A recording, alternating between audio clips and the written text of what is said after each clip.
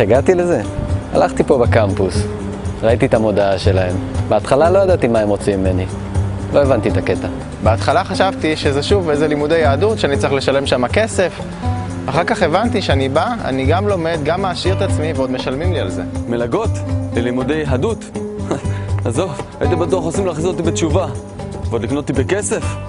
אמרתי לעצמי, דוס, אני לא הולך להיות. אבל ללמוד, למה לא? סטודנט או לא סטודנט? האמת שתמיד רציתי לדעת יותר על יהדות. ובבית ספר, שיעורי תנ"ך, מי זוכר אותם בכלל? לפעמים זה גם בארמית.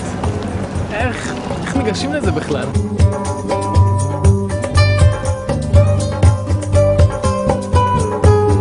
חשבתי לעצמי, שווה לנסות.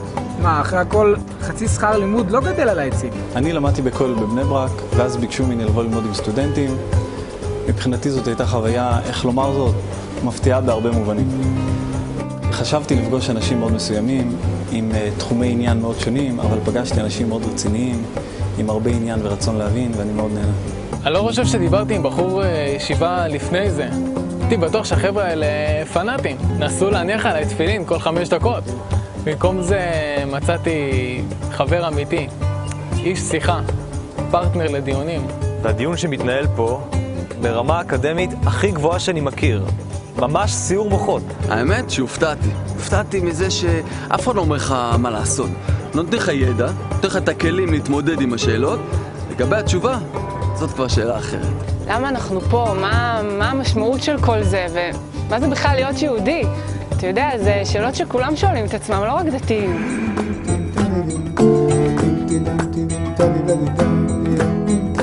גם אם אין תשובות ברורות לכל השאלות, דבר אחד ברור. יהודי צריך להכיר את הטקסטים החשובים ביהדות. לדעת מי זה הרמב"ם, לאיזה צד פותחים את התלמוד, על מה מדובר שם בכלל. פתאום גיליתי שיש מערכת שלמה של חוקים שחשבו עליה, בדקו אותה ועבדו עליה יותר מ3,000 שנה. פתאום אתה מבין, מאיפה כל הפרסי נובל האלה? מה אני אגיד לך? גיליתי די הרבה רעיונות לשיפור הזוגיות. תשמע, כשזה עובד, זה עובד. התחלתי להבין את המקורות ההיסטוריים, להרגיש אותם. זה כמו מסע בזמן. מאחורי מושגים שהיו בשבילי סתם מילים בלי משמעות, גיליתי סיפורים מרתקים. אין כיף גדול יותר מלגלות עולם חדש. במיוחד אם זה העולם שלך בסופו של דבר.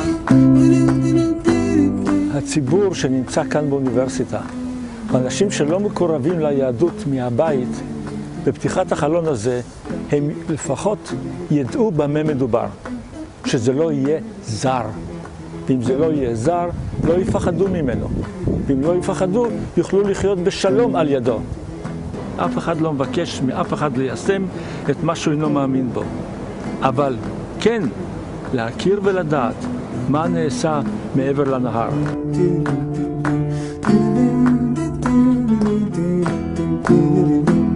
גיליתי מחדש מקומות שהיו מתחת לאף שלי, כל החיים. ראיתי ירושלים אחרת ממה שהכרתי, ותבין, אני הייתי בחוגי סיירות.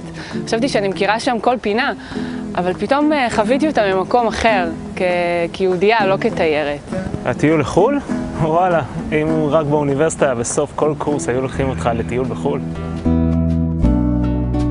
הביקור במחנות לימד אותי המון. קודם כל על עצמי. אני כבר הייתי שם בתיכון, אבל הפעם זה היה משהו שונה לגמרי. הצלחתי לקבל את הערכים. פגשתי פה אנשים איכותיים, אנשים מאוד אינטליגנטים, אנשים שבאמת אכפת להם. בתוך כל המרוץ המטורף הזה של לימודים ועבודה וכל בעיות השגרה, זה המקום היחיד שאני מוצאת מין שקט כזה לדבר על הדברים שחשובים באמת. תשמע, כמו שאתה רואה, דוס לא נהייתי, אבל זה כן שינה משהו מהותי בחיים ולטובה. ברוך השם.